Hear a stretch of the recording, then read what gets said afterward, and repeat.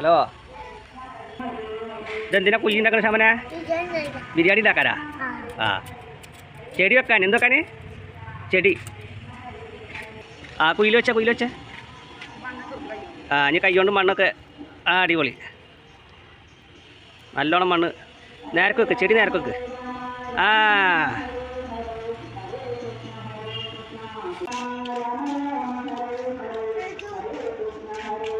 ആ, വെള്ളക്ക്.